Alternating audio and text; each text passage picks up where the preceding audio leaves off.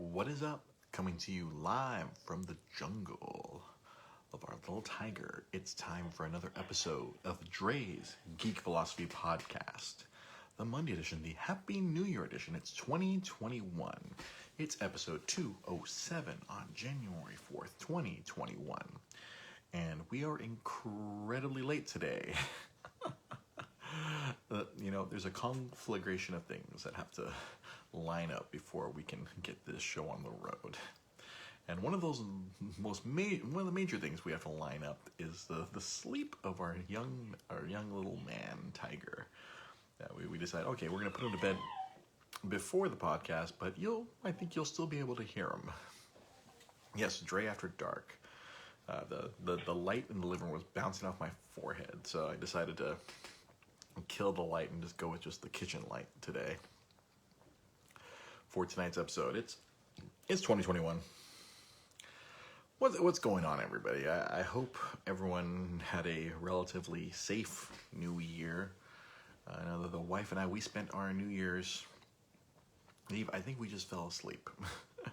we finished watching season 2 of What We Do in the Shadows. And honestly, I can't recall if it was on New Year's night or if it was December 31st or on January 1st. We stayed up late watching. Tiger knocked out, and we stayed up late watching the end of season 2 of What We Do in the Shadows, and then we watched Dinner with Schmucks. Because that's my wife was like, we gotta see this movie. It's hilarious, and I had never seen that movie.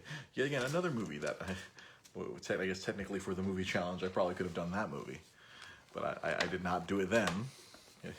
It's as I get older, it's surprisingly easy to find 300 plus movies that you've never seen, and even after that movie challenge of 2016, there's still plenty of other movies. I think I surprised someone at work the other day where there was another movie I hadn't seen. There's no way you haven't seen that movie. That's a classic.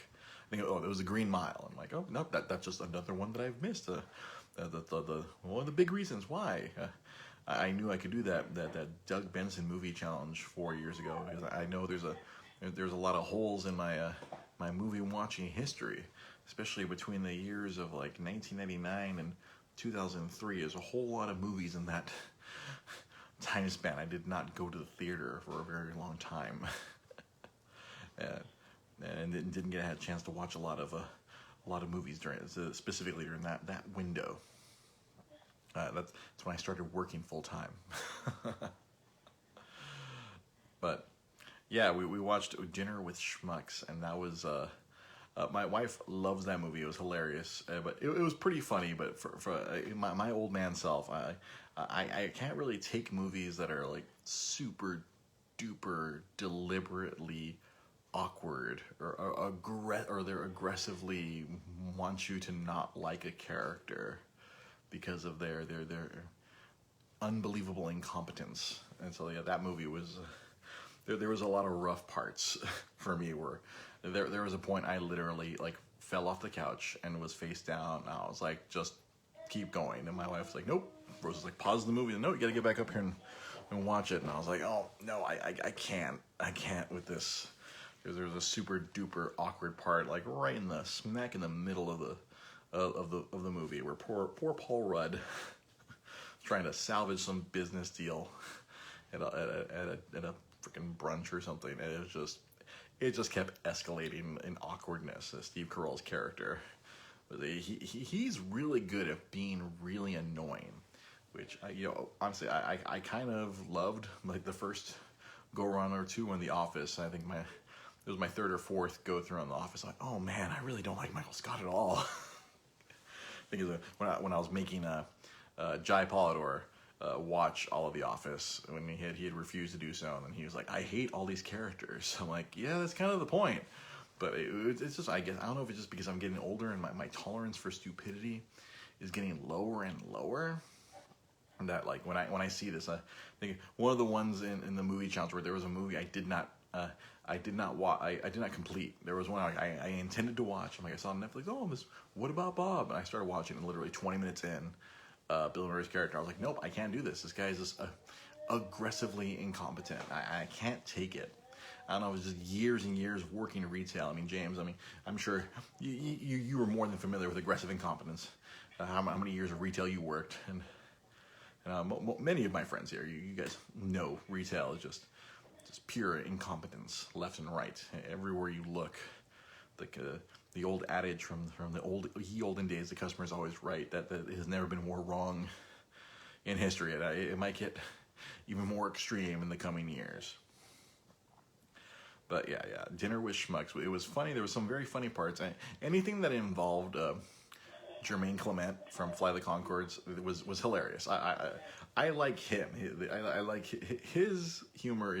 It's awkward but not aggressively stupid.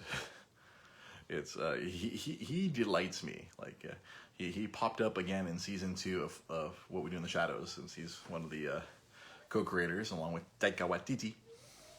And I was quite delighted. I am delighted whenever I see Jermaine in any way, shape, or form. If I get Jermaine Clement in any way, shape, or form, that Rick and Morty episode where he was a gaseous cloud looking to erase existence, like, it was hilarious because he just kept singing.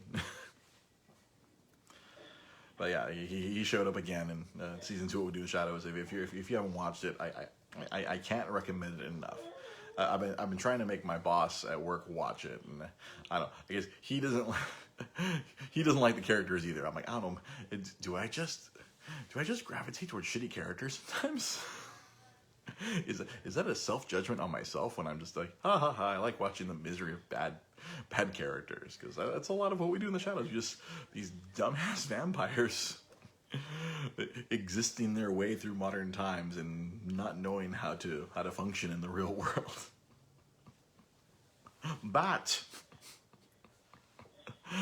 I find at work now, I will randomly go into either a Laszlo accent or an Andor accent. I'm afraid we don't have that game. We'll have to go somewhere else to find the game. I say there, young chap.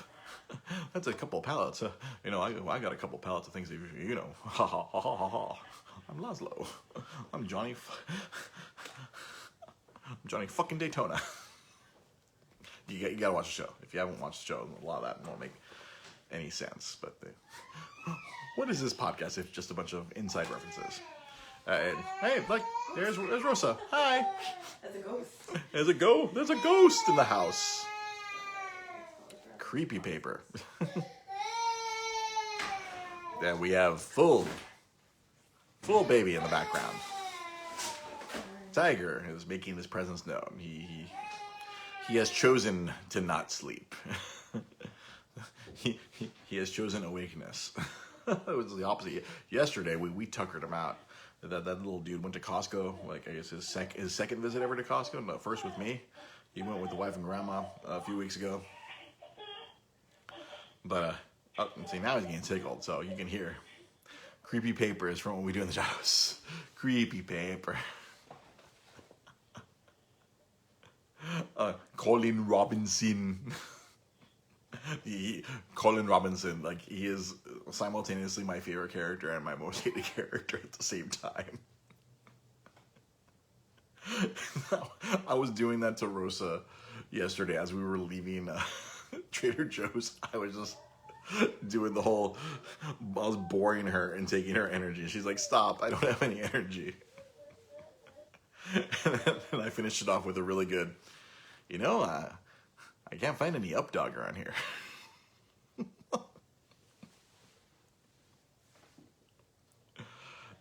So yeah, yesterday we took Ty out and he went grocery shopping with us. And as soon as we got home, he passed out. The opposite of what's happening right now. He was in awe of everything inside the Costco. He was like, I feel like the emotions I get from my son. Like, he was like looking at me like, dude, look at all these lights. Dad, look at all the lights. There's so many lights, Dad. Oh my God. He was just, he couldn't take it. He was just like, Dad, look at all the lights up top. He had a good time at the ye old Costco. Actually, he had a better time at Trader Joe's. My son was flirting with all the freaking female workers. Like, he is just like, he knows how cute he is. He was just like,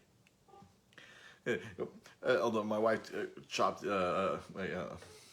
attributed it to he's not wearing a mask, so everyone gets to see his smile. Because that's the thing. Like when you're out and about in the real world right now, because of the pandemic, it's all like, hello, I am Babe.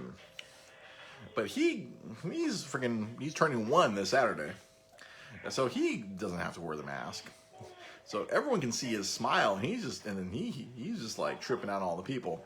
And it's funny, at Trader Joe's, they got that little manager desk, and we happen to have the register right next to it.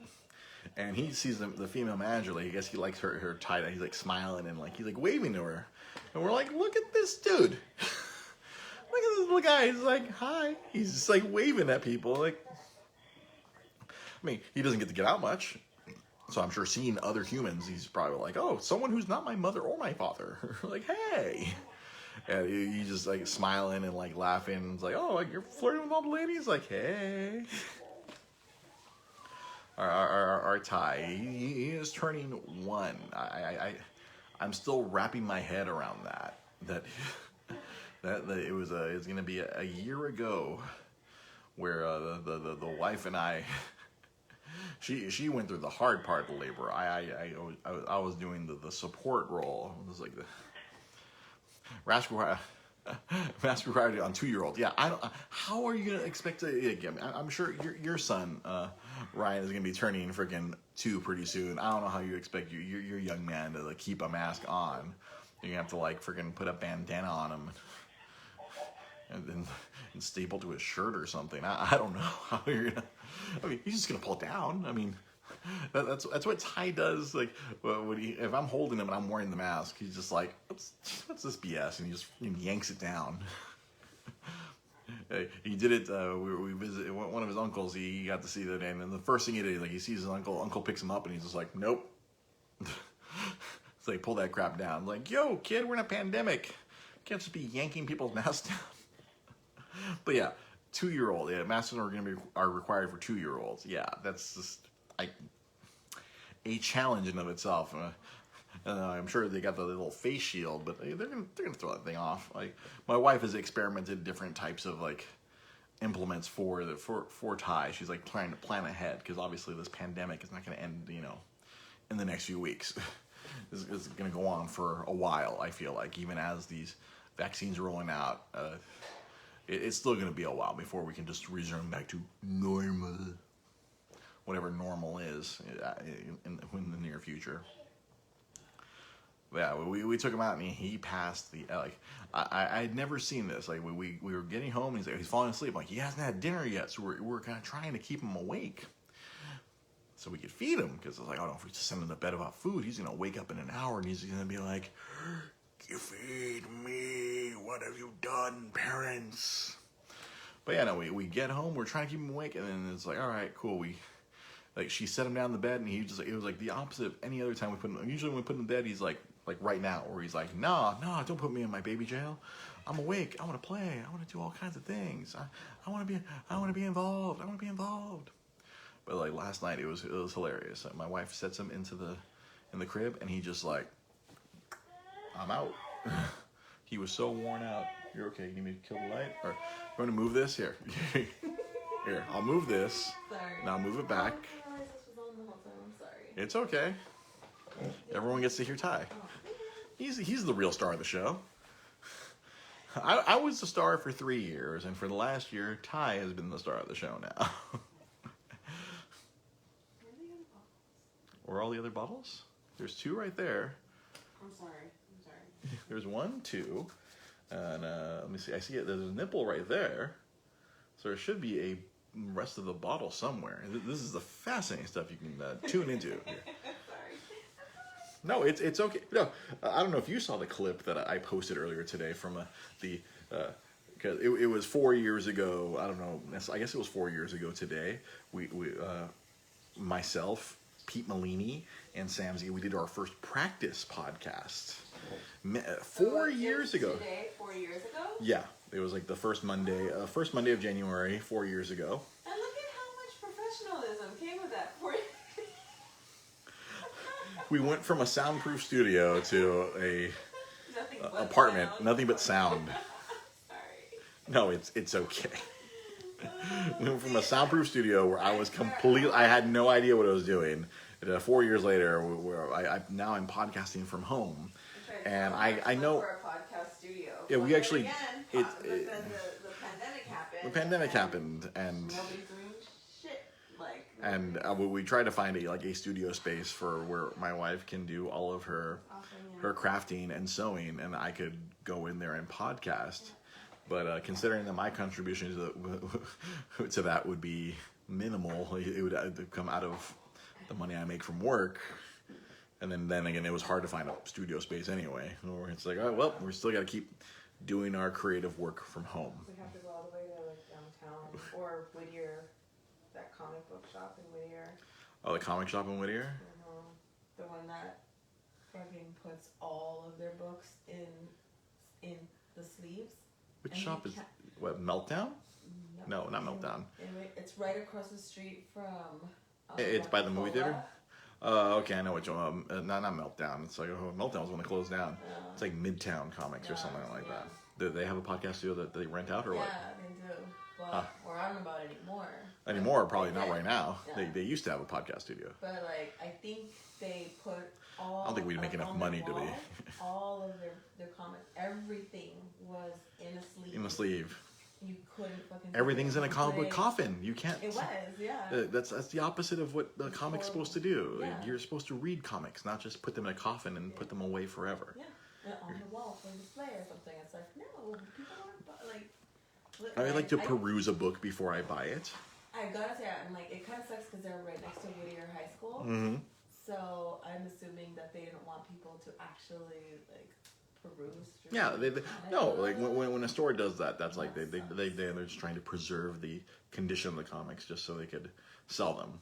So like our good friend Pete Mulaney, he leaves the new issues up there. People can look through them. I mean, it's not a library. Someone can't just sit there and just read them all day. And like, no, that's not the point of the store. I'm like, yeah, you can flip through it, like, oh, cool, because oftentimes one of the biggest problems with comic books is like sometimes the art on the cover does not match what's on the inside. You see this beautiful Art Adams cover, or you see a beautiful J. Scott Campbell cover, and you flip inside, it's some stock artist who's just doing whatever. And you're like, wait a minute, this is beautiful on the outside, and it's not on the inside. I think I was like, you judge a book by its cover. Like, comic books are very much you judge. Yeah, you do judge it, but its cover. There's all these like there's a lot of artists who just become cover artists. They don't do interiors anymore. They just make a living making beautiful covers and making variants that they sell on their websites. I'm looking at you, J. Scott Campbell. That guy used to draw comic books a long time ago. It's like, why do I have? Why do I kill myself doing 22 pages a month when I can just do about like 5 or 6 splash pages without panels and just draw hot chicks all day? Because that's basically all he does. He draws a bunch of hot chicks and a bunch of Sean Connerys. All the dudes are Sean Connery. That's the joke I used to make about him, but at least he's still better than Rob Liefeld. Oh, wait, did he go to sleep? Could he? His room to go to sleep? Did he knock out? Did this young man pass out? He did. He did. He's scuffling. He's scuffling. He's moving. So I was like, oh shit, my phone is stuck in there. Your phone's stuck in there. You have to quietly go in there he's still and rescue. He's just like trying to. So, something I just recalled, since I just saw my wife right now and just remember the conversation her and I had the other day. So a movie that we wanted to watch on New Year's, we discovered is no longer available. It's not on any streaming service. Yeah, and she had it on VHS. There's a movie called 200 Cigarettes. And I was like, oh, okay, cool. Let me just look it up. I have this app called Just Watch where you type in a movie or a TV show and it tells you where it's being streamed, or you can purchase it digitally or whatever. And I typed in the movie and I'm like, oh, it's not available on any streaming services. I'm like, oh, okay. You can't even buy it to rent on Amazon or anything. There must be some sort of rights thing, because I went to go look, oh, well, let me see how much the DVD costs. I'm sure there's a DVD copy of this somewhere. And it was $150 for a DVD.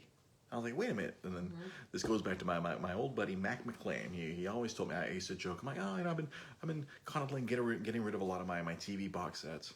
They just take up room, and I can just watch everything on Netflix anyway. And then he looked at me and said, no, that's probably the last thing you want to do. Because as we learned, I forgot, it was like 8 or 9 years ago when he told me that. I remember I was still working for Nintendo. I was like, oh, I can watch all of Clone Wars on freaking Netflix or whatever. And he was like, no, just whatever you got, hang on to it. And if there's a TV show that you really love, you better get it on DVD, because streaming rights are going to be freaking wild in the next few years. And yeah, Mac McLean, the purveyor of physical media, was right. See, like, if there's a certain movie that you really love, you better find a copy and you hang on to it. Like, or you're gonna have to go on Amazon and pay $150 for a DVD of 200 cigarettes. Like, I was like, what the fuck? This random movie, which had a lot of actors before they were super famous. I think both Ben and Casey Affleck. And I was going down the list. I was like, wow, there's a lot of people, like, before they were big stars, when this movie was. I think it was around the time of, and with respect to, like, Ben Affleck, I think it was around the time of, like, Good Will Hunting and Chasing Amy and all that stuff. See, there you go. Right, sorry. I'll have to take my Firefly Blu-rays from my cold dead hands. See, see, like, for me, it's like, oh, I remember, like, oh, I was like, oh, I bought all of 30 Rock on DVD, but some of the episodes have now been eradicated from freaking existence. You'll never find them on any streaming service. Like, ironically, one of my favorite episodes of one of the live episodes, gone from any streaming. You'll never see it again on streaming, ever again. It's been erased from history. But I have the DVD, so I can see John Hamm in blackface talk about catfish. It'd be incredibly. It's like, woof. It was hilarious to me because it was spoofing blackface. You just see square-faced, handsome John Hamm. You see friggin' incredulous, friggin' Tracy Morgan. It's like, if he says anything again, I'm gonna go catch me a catfish. I'm gonna beat this motherfucker. So that's an example, I'm very happy that I have my Blu-ray copy of Blazing Saddles, because I feel like that, I think we talked about that recently. I think on HBO Max, they have, they're not erasing it from HBO Max anytime soon. I mean, heaven knows in the next 5 to 10 years, if they decide, oh, maybe we better take this down, they put a little precursor, a little, there's a video you watched before where it says, yeah, this was from another time where you can just say whatever you want and do whatever you want. They're going to say the N-word a lot in this movie in very ignorant ways. But I still stand. That's still one of the funniest movies to me. That movie I will be rolling laughing. But much like Ryan here and his Firefly Blu-rays, I know you have to pry my Mel Brooks collection out of my cold dead hands myself. The sheriff is... Yeah, there you go. There you go, Ryan. You know what I'm talking about. The sheriff's near. Dong. He says the sheriff's near. No. I said the sheriff is done. that movie friggin' splits me in two. It's just one of the funniest things I've ever seen in my life. And I was telling my wife, I think on Saturday, I'm like, I don't know when I'm going to show Ty Spaceballs or Young Frankenstein or Blazing Saddles. I'm like, I watched all these when I was a child.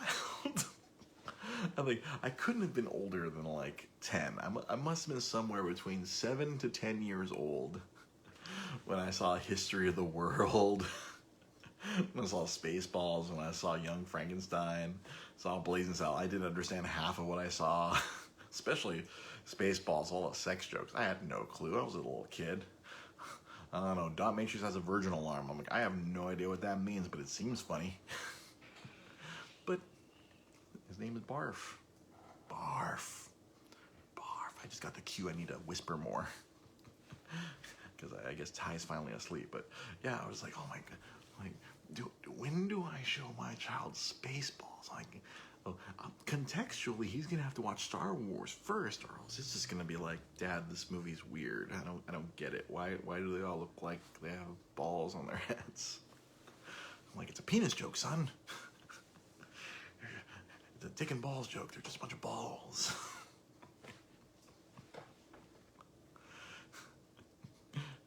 I think it was yesterday as we were driving to Costco. I was like, oh, I got a bunch of assholes here. Yeah. Who put this asshole here? I did, sir. Sergeant Major asshole. How many assholes we got on this ship? Yo.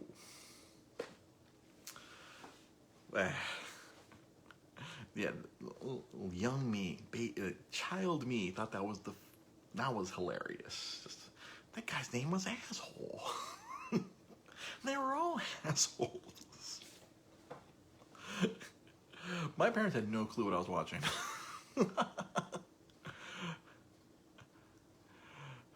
Yeah, see, Scott. Yeah, we were born in the era where 48 Hours, Porky's, Weird Science. Yeah, we were exposed to a lot of stuff we probably shouldn't have seen. But you know what?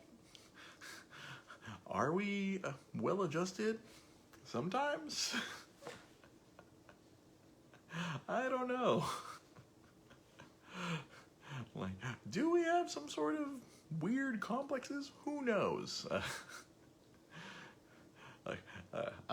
I don't know how to handle this with my young ward. Do I just say, fuck it, here, let's watch a bunch of cool, weird shit. Yeah, I want you to be cultured like Papa. Yeah, there was a lot of 80s stuff where it's like, I remember, God, I feel like I've done this story before on the podcast. 4 years worth of podcasts. Everything like watching The Golden Child.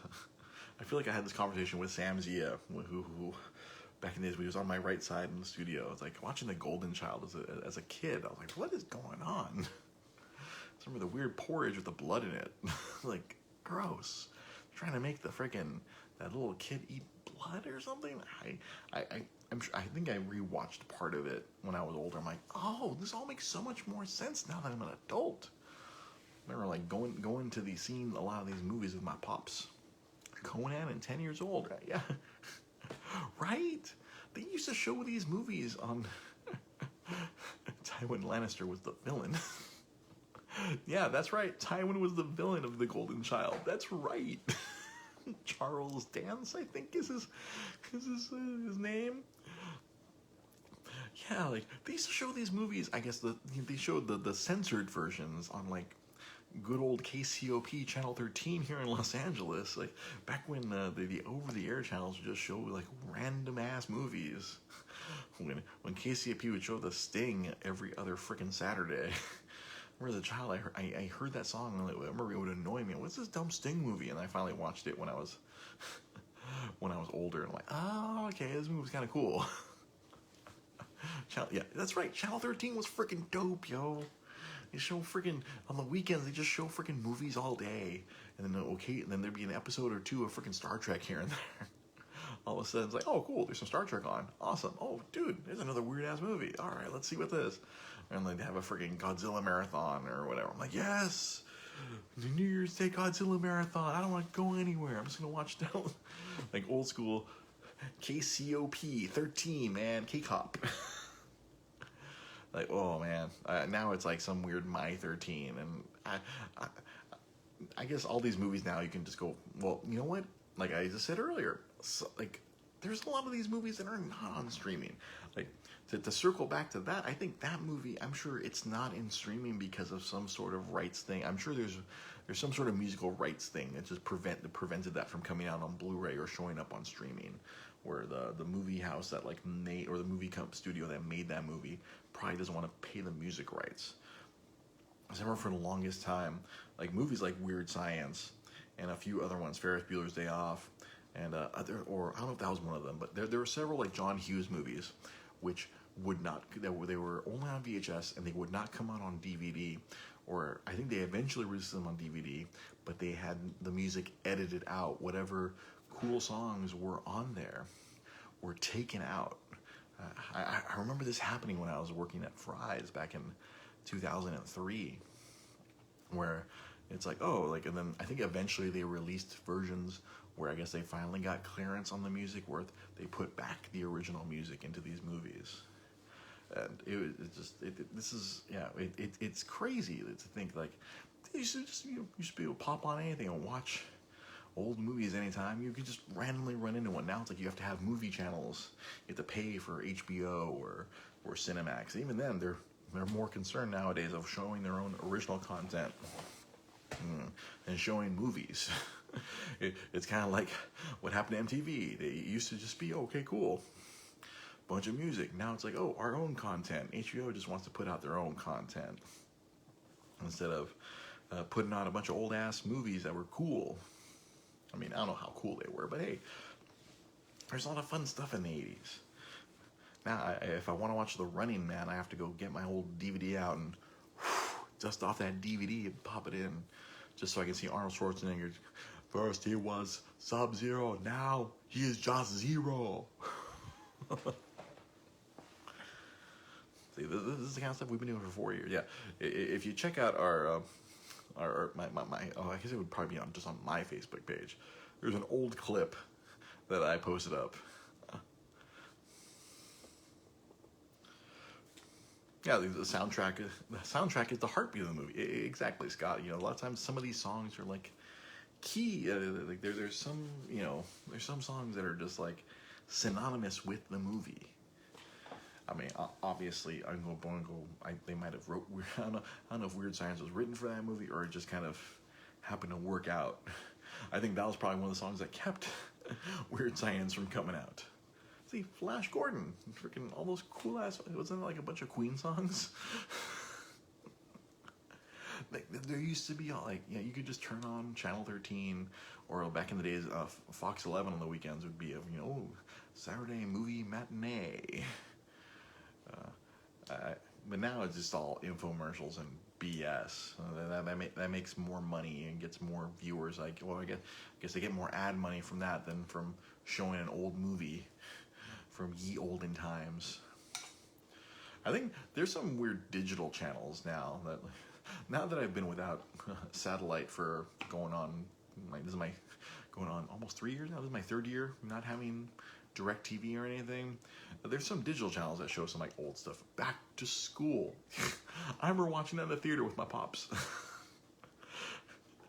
There's so many of those movies from that era where like I wanted to rewatch them for the movie challenge that I did, but I thought that I couldn't count them because there's so much stuff I watched as a kid with my dad, which I feel like I need to go back and rewatch now as an adult so that I could fully understand what the fuck was going on. Because my dad, he would just show me anything. My dad, he would just rent anything, and he'd just go ahead and watch a kid. I don't care. He wouldn't even bother trying to cover my eyes. Like when Coming to America. See, yeah, I remember watching that as an adult. I'm like, holy shit. Or like Trading Places. I feel like, because of course, if watching Trading Places on Channel 13 was very different from if you watch like the VHS. Like obviously on Channel 13, they're not going to show you Jamie Lee Curtis's boobs. And a lot of the swearing was like dubbed out. A la friggin' Die Hard 2. Yippee-ki-yay, Mr. Falcon.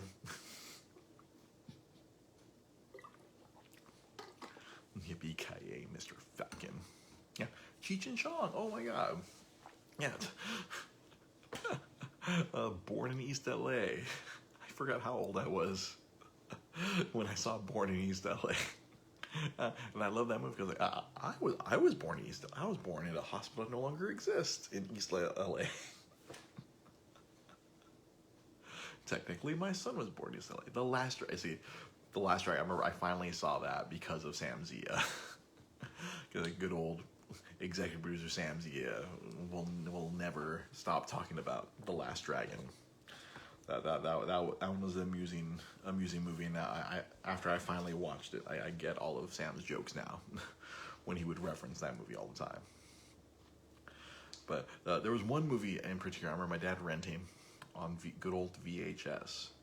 Sidebar, at work today, I should have taken a photo of it. I'll take a photo of another one because we have more than one. We sold a VHS copy of Star Wars Episode 1, The Phantom Menace. I thought these were DVDs. And then, like, I saw it in one of the carts that we were sorting. I'm like, hey, we sold this DVD of The Phantom Menace? And my boss goes, that's not a DVD. I'm like, what?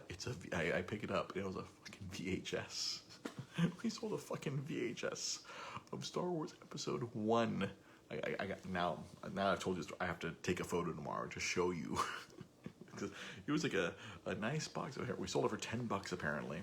So if you go to Deal Tavern USA on Amazon, you too can get a copy of The Phantom Menace on VHS if you are so inclined to put it alongside the other VHSs if you got those. I'm not even sure if Attack of the Clones came out on VHS. They might have. But yeah, but I remember my dad would always, we'd go to the video store, rent the tapes, and the one that always friggin' like burrowed into my friggin' psyche, it's gonna, when I'm on my deathbed and I'm going through the highlights of my life, I'm gonna remember watching Ricochet, starring Denzel Washington and John Lithgow. And that movie just like, what the fuck? When John Lithgow is like, they're fighting in prison and his armor was a bunch of freaking phone books. And there was like a fight to the death. And then John Lithgow getting out of jail and hiring a prostitute to rape a drugged up Denzel Washington and give him some sort of STD. And I was like, what the hell is this movie, Dad? Poor Denzel. Yeah, John Lithgow can do anything. It's where like so many people during that one the Trinity season of Dexter like, oh, I can't believe John Lithgow could be so evil. And I'm like, y'all didn't watch Ricochet. Go hop in a DeLorean and go watch that Denzel movie. Yeesh. That dude made Trinity look tame.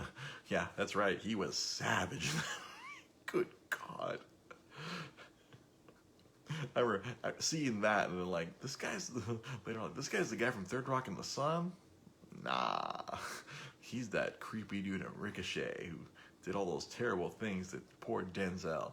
Have I seen Buckaroo Banzai? You bet your ass I saw Buckaroo Banzai on Channel 13.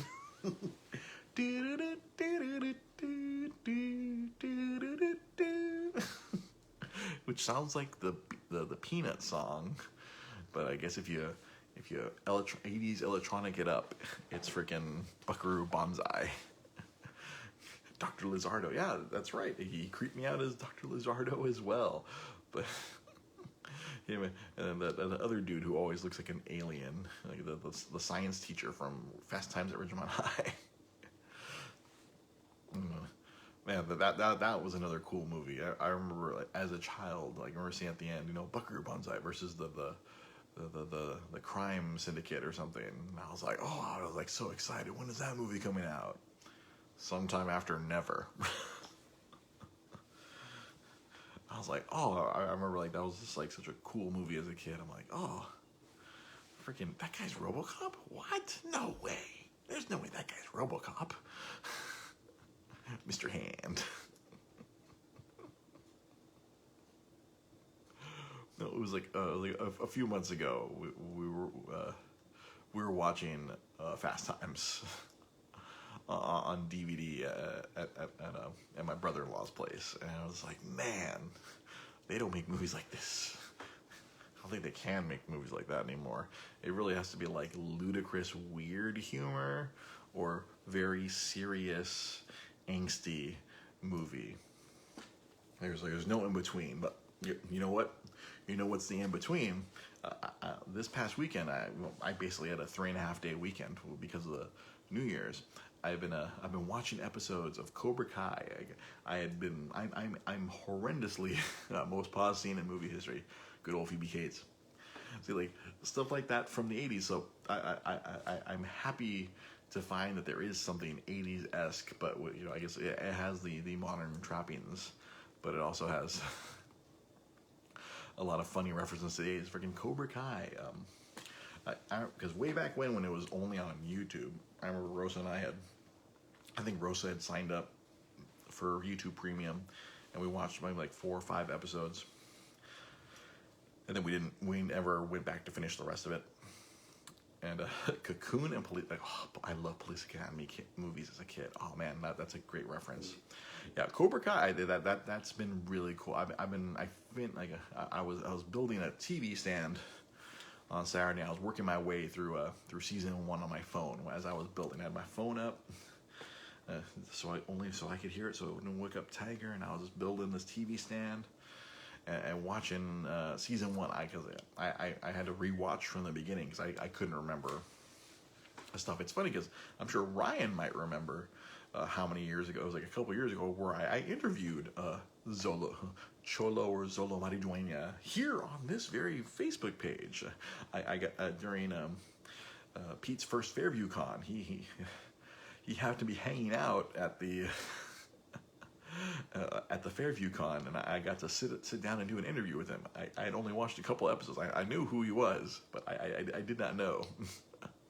I did not know how much of a freaking kind of villain is going to be by the end of the season, the end of the first season. I still have to get through season 2. I already know through trailers for season 3 he got fucked up at the end of season 2. So I've been working my way just because season 3 is coming out. I'm like, oh cool, I should start. Well, I'm gonna try and knock out this show. Yeah, Cobra Kai. It's like that's like something from the '80s. That type of '80s. Like it's not too serious and it's not too funny. It's right in between. My boss, I was talking to my boss about it today, and he was like, "Oh, he didn't like the second season because it felt too much like a CW show." But I was like, "Oh, whatever. I mean, as long as I keep getting funny references and." There was random things that were just making me like give me good belly laughs. Like at the end of season 1 during the freaking All Valley tournament, Danny LaRusso's gonna coach. Danny LaRusso's gonna coach, and I was just like, okay, that's just, okay. They're doing that for old people like us. Silly little inside references to the old film. It's been pretty funny. I'm waiting to see if Elizabeth Shue shows up. I was spoiled that she's been written off of The Boys, so she can show up and be whatever her character's name was, Allie. I wouldn't be surprised if she shows up at some point in season 3. Now that she's no longer working on The Boys, I'm sure her character was removed. I'm sure Homelander probably ripped off her head or something. Anyway, that's another show that we're gonna get to here. Now that the wife and I are done with What We Do in the Shadows, we're trying to like, what show should we watch next? I'm like, let's finish off watching The Boys. Now that Tiger's actually sleeping a little more, we're actually trying to consume a little media here and there. It's actually been very nice. But yeah, Cobra Kai, I've been enjoying it. I think that the greatest achievement of this show is somehow weirdly redeeming Johnny Lawrence. I wish Sam was here, because Sam has always been very fascinated with that actor, Billy Zabka or William Zabka. Like, Sam has always had this weird fascination. I meant to message him this morning and ask, dude, what was did he come to our karaoke bar or something? Because Sam would always talk about the real life Johnny Lawrence, the Billy Zabka. Sam he'd find random reasons to work him into conversations. This is before Cobra Kai, the TV show, was a thing. I can only imagine now, like Johnny Lawrence is back in public consciousness. He's the star of the show, realistically, and poor Ralph Macchio. His Danny LaRusso is kind of like it's weird. Like again, I'm only through 1 season, and there's no clear hero or villain. It's all kind of like shades of gray. It's like, oh, it's very realistic. It's like, oh, Johnny's an asshole, but he's learning that, oh, he's trying to be a well-meaning asshole. He's kind of shitty. He's trying to figure out where he fits in this real world. He still has that 80s brain. and the kids have to kind of straighten them out. But yeah, I really like the show. Hopefully, I will get to season 3. I was trying to work my way as fast as I can before Jai was spoiling it for everyone on Facebook. He didn't do like super spoiler, but like the fact I know that it's gonna end, season 3 is gonna end on a cliffhanger, so I'm kind of annoyed with that. I'm like, dang, like season 1, that was like kind of a cool cliffhanger. Okay, my dad. Oh, he knew he was a young martial arts student in his acting career. High expectations. Oh, are we talking about old Billy Zabka? William Zabka. Okay, Sam was just obsessed with him. Bring him up all the time. I got it. But yeah, the show's really good. I really like it. The fact that they're kind of redeeming Johnny Lawrence in some way, like at the end of season 1, where like his boys went full Cobra Kai and were beating the shit out of his own kid and like dislocating his shoulder and he it was really good. I didn't expect to be so emotionally drawn by this. Like I would imagine Netflix has acquired the rights to the movies. I kind of want to go back, especially I want to watch Karate Kid Part 2 before I watch season 3 of Cobra Kai, because I saw in the season 3 trailer you see the Japanese dude that he fought. And then I was like, ooh, they're just really, it's planned through season 6. What, we're going to get Hilary Swank showing up at some point? That I eagerly anticipate them working that in somehow. Then, what was it? There was another, like, little inside joke where, like, yeah, Chozen is back. Yeah, that's cool. I remember seeing Karate Kid Part 2 in a crappy little theater way back when I was a young man and tripping out on that. It's planned through season. They got 3 more seasons of this. Yeah, you wouldn't be surprised if Jaden Smith shows up the next Karate Kid. Oh no, wait, was it Hilary Swank? Hilary Swank was the next Karate Kid, and then Jaden Smith and friggin' what's his face, Jackie Chan were the modern day Karate Kid. But yeah, it's really good. I'm terrified by the kid Hawk. That kid just that dude went from like 0 to 60.